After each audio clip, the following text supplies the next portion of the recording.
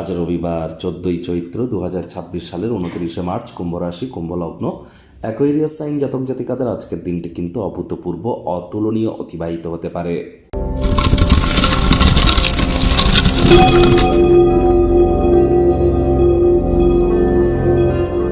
ভিডিওটির শুরুতে আপনারা স্ক্রিনে দেখতে পাচ্ছেন ভগবান হরি বিষ্ণুর একটি মন্ত্র, ওম নমো ভগবতে বাসুদেবায় নমঃ। এটি আপনারা আজ 108 বার জপ করুন। এটি আপনাদেরকে বহুলাংশ উপকৃত করবে। দেখুন, রাজযোগ চ্যানেলের তরফ থেকে আপনাদের সকলকে আজ কামদা একাদশীর হার্দিক শুভেচ্ছা ও অভিনন্দন রইল। একাদশীর এই মহান ব্রত আপনারা পারলে পালন করুন, যদি না পারেন আজ সাত্ত্বিক জীবনযাপন গ্রহণ করুন, নিরামিষ খাদ্য খাবার খান, এটি আপনাদেরকে উপকৃত করবে। আজকের দিনটি ঘটনাবহুল একটি দিন। প্রথম কথা, রবিবার, আর রবি গ্রহের একটি রাশি কিন্তু সিংহ রাশি। বর্তমানে সিংহ রাশিতে কেতু গোচর করছে, আর সেই কেতু কিন্তু আজই নিজের নক্ষত্র মঘা নক্ষত্রে গোচর করবে। দুর্দান্ত একটি সংযোগ।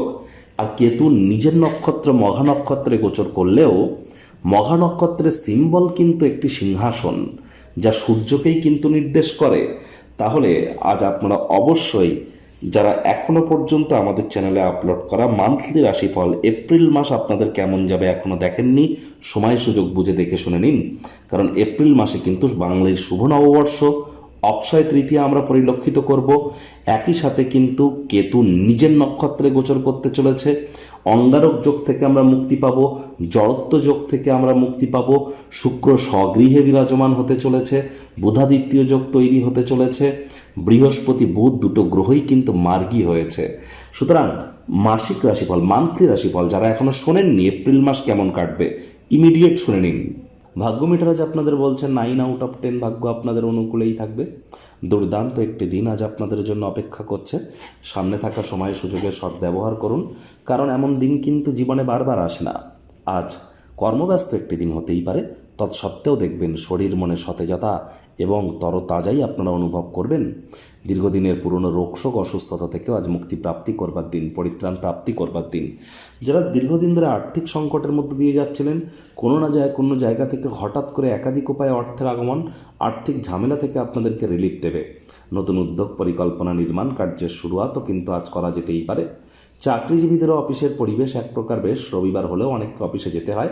বস কলিগদের সাথে ভাব ভালোবাসা বাড়বে, কর্মে গতি অনুভব করবেন।